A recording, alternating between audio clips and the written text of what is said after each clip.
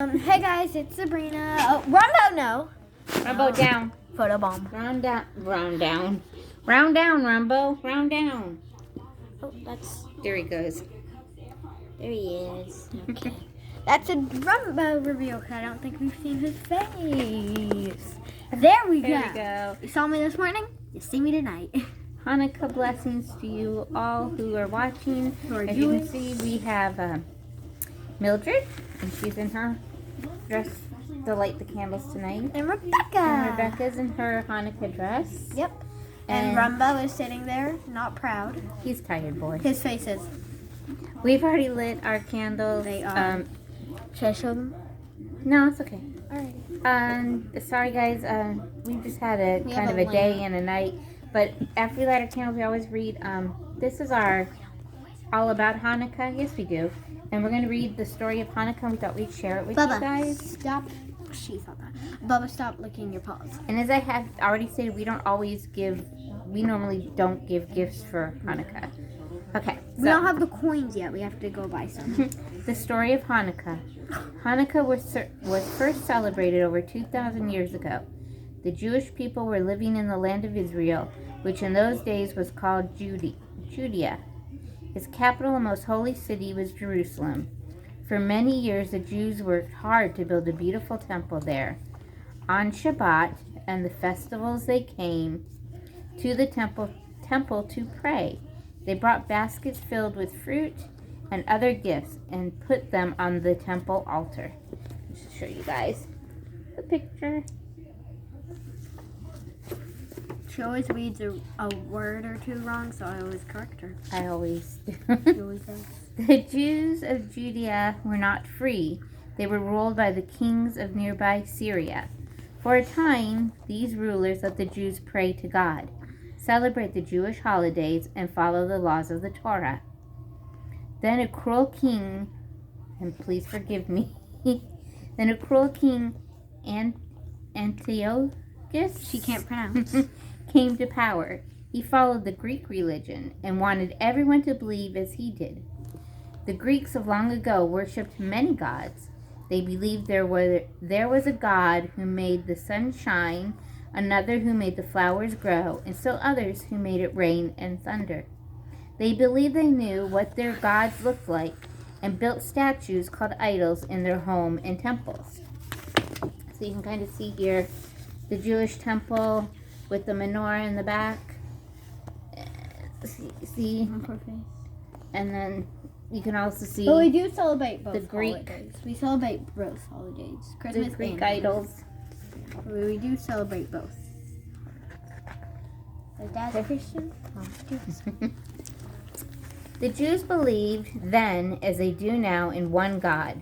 They believe that you cannot see God and that you cannot build statues or draw pictures of what you think God looks like. The Jews refused to follow the Greek religion. The king expected everyone to obey him. He sent messengers to all the cities of Judea, ordering the Jews to change their names to Greek names, wear Greek clothes, and eat Greek foods. He ordered them to put Greek idols in front of their homes and pray to them. Some Jews obeyed the king's order because they were afraid to be different, but many refused. Here you go. Oh. His eyes are closing. The king was very angry at the Jews who would not change. He ordered his soldiers to march into Jerusalem. They destroyed homes and set fires in the streets. They stormed the temple and tore down the holy ark. They built a Greek idol and put it in the temple altar. Many Jews were killed. Others took shelter in nearby villages. The soldiers went from town to town, making sure the king's orders were being followed.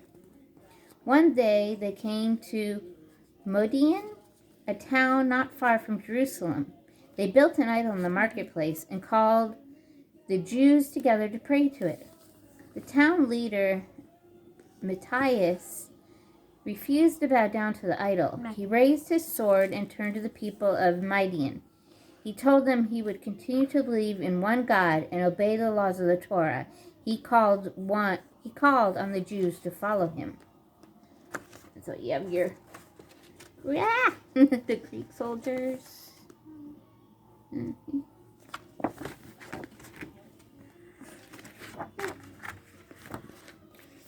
Matthias, his 5 sons, and many of the Jews fought off the soldiers and escaped to the nearby mountains. They knew that to be free they would have to defeat the king and his army. But Matthias was old and sick. Before he died, he gathered his sons, Johanna, Simon, Judah, Eliezer, and Jonathan, and blessed them. And forgive me, I don't speak Hebrew. Azak Vametz. He said to them in Hebrew, "Be strong and brave." Matthias appointed his son Judah to be the new leader. Judah was called Maccabee, which means hammer, and his followers became known as the Maccabees. The hammers. It was hard for Judah to form an army. The Jews were farmers, shepherds, and teachers. They were not trained to be soldiers. They had no uniform and few weapons. But the Maccabees knew the hills, caves, and countryside of Judea. They could move quickly and were able to surprise the king's army even at night. Most important, they were fighting for something they believed in. Their love for freedom gave them courage, and they fought long and hard. The Maccabees went from village to village, defeating the Syrians and taking their weapons and uniforms. The king sent more and more soldiers, but the Jews drove them away. And here you can see them getting the blessing from their father. Kind of back it up a minute.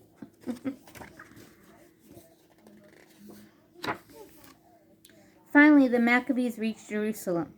They went first to the Holy Temple. Its walls were crumbling. Weeds were growing in the courtyards. A Greek idol stood in the altar. The Jewish fighters became builders. They scrubbed and polished the stone walls, cleaned the courtyards, and planted new trees. They took away the idols and built a new altar. They found iron spikes and put small torches on them to make a menorah. At last, they were ready to celebrate. On the 25th day of the Hebrew month of Kislev, exactly 3 years after the Syrian soldiers destroyed Jerusalem, the Jews lit the menorah and rededicated the temple. For 8 days they celebrated joyfully. The Maccabees proclaimed that every year the Jews would celebrate a holiday of rededication, now called Hanukkah. And here you can show them rebuilding the temple and celebrating Hanukkah.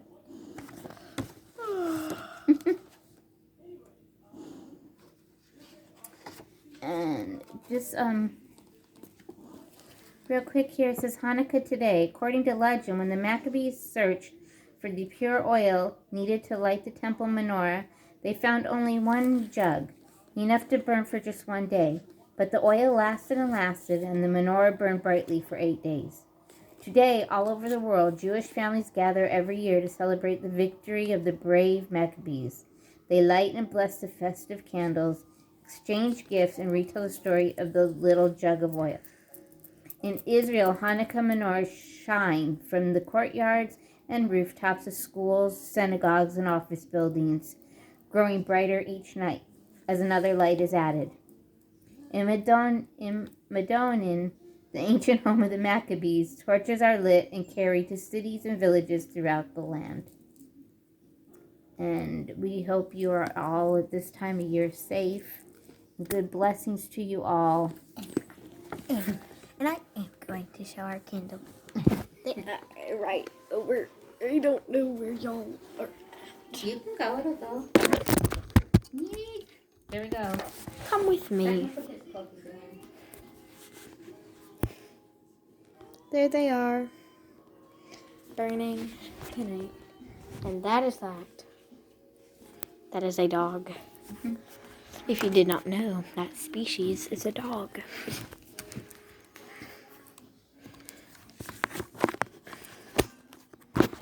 Some people don't know that species is a dog.